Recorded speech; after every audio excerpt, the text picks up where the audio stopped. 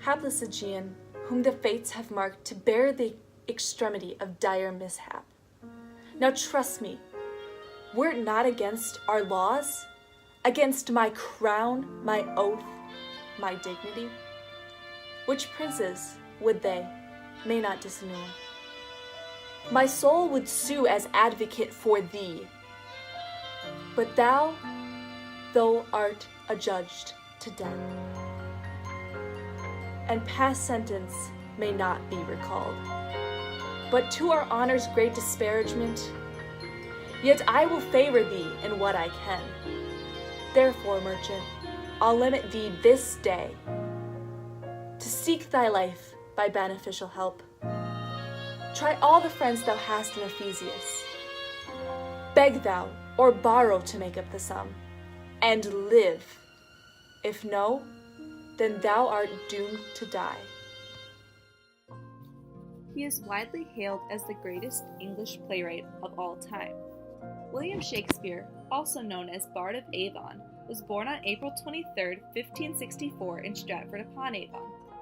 He was the oldest surviving child of Mary and John Shakespeare, making him the big brother to 5 younger siblings: Gilbert, Richard, Edmund, Anne, and Joan. John Shakespeare, his father, was a leather worker who specialized in the making of white leather gloves. Since the Shakespeares were leading citizens, it is likely that William attended Stratford's grammar school. This school's curriculum consisted of an exceptional emphasis on the classics, which would have included writing, memorization, and acting out classic Latin plays. Shakespeare only attended school until he was about 15 years old. From 1590 to 1613, William Shakespeare wrote 37 plays that revolved around a couple of main themes: histories, tragedies, comedies, and tragicomedies. A Comedy of Errors was written during Shakespeare's early period, which was mainly composed of histories and comedies. There are many different characters that show up in Shakespeare's The Comedy of Errors, but there are 8 characters that are vital to the plot of the play. The first important characters are the 2 sets of twins: Antipholus of Syracuse, a twin that travels looking for his brother, and Antipholus of Ephesus, a twin that is a respected merchant in the town of Ephesus. The other set of twins is Dromio of Syracuse and Dromio of Ephesus, and they are slaves to the 2 Antipholuses. Adriana is a wife of Antipholus of Ephesus, and Luciana is Adriana's sister. Aegean is the father of the 2 Antipholuses, and Emilia is their mother. The story of the Comedy of Errors begins with Aegean being sentenced to death in Ephesus because Syracusans are not allowed in the city. While in the jail, Aegean tells the Duke of Ephesus about his past. He tells the story of him and his wife, about how they had twin boys, and how they later bought another set of twins to be servants for their sons. The spouses in the 2 sets of twins go traveling on a ship when a shipwreck occurs, splitting up the family, the mother and the father each getting 1 boy from each of the sets of twins. Since the shipwreck, Aegean has been searching for his wife and missing son. The play then switches to the perspective of Antipholus and Dromio of Syracuse, who have just arrived in Ephesus looking for their brothers. Antipholus of Syracuse sends Dromio away to the place where they are staying.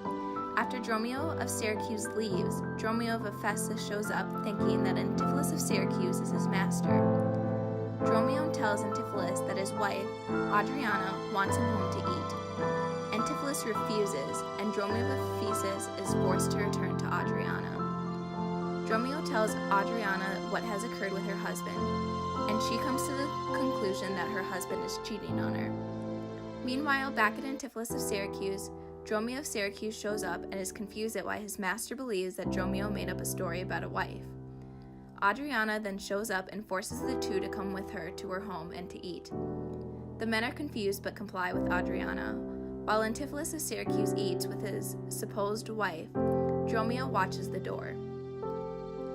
Antipholus of Ephesus shows up after ordering a golden chain for his wife, and is livid that he is not allowed into his home. He is about to break in when his slave convinces him to leave.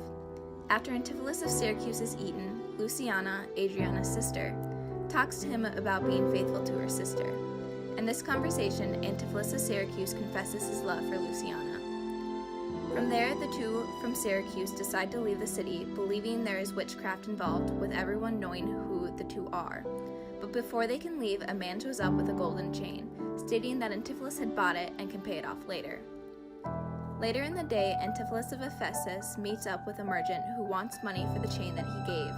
Antipholus of Ephesus refuses to pay because he was not given the chain that he was promised and is arrested for his defiance. Dromio of Syracuse shows up while Antipholus of Ephesus is being arrested and is sent away to retrieve the bail money. He gets the money from Adriana and meets up with Antipholus of Syracuse. This leads to our performance of Act 4, Scene 3.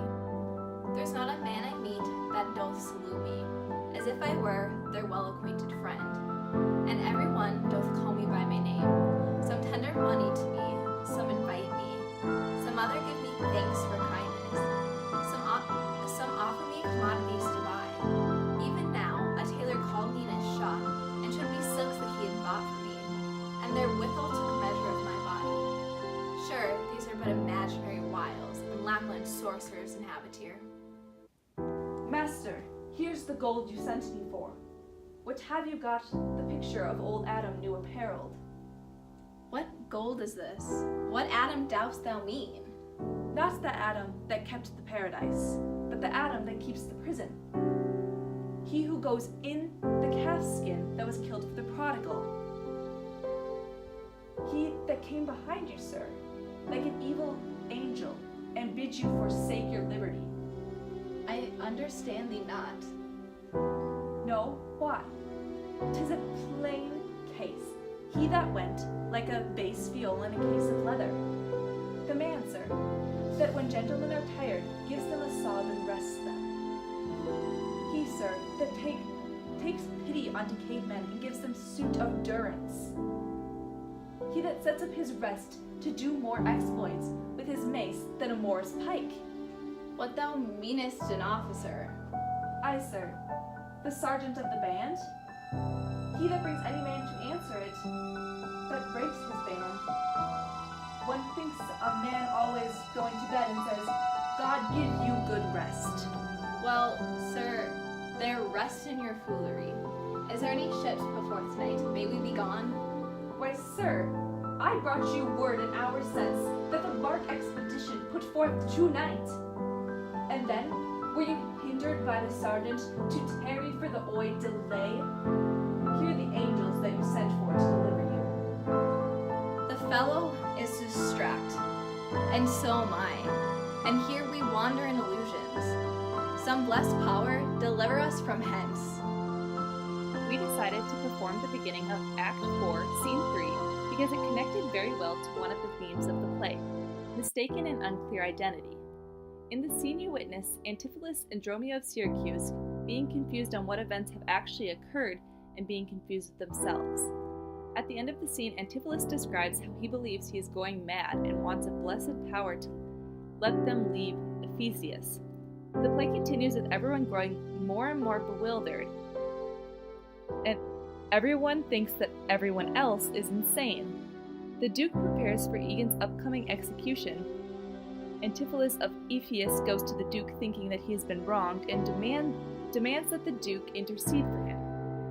Aegeon sees his son and thinks that he has been saved, but Antipholus of Ephesus is the other twin and hasn't seen his father since he was a child, and therefore does not recognize him. The two sets of twins finally meet face to face, and to complete this reunion, that Addis reveals that she has been living under a disguise and that she is actually Aegeon's wife, Amelia.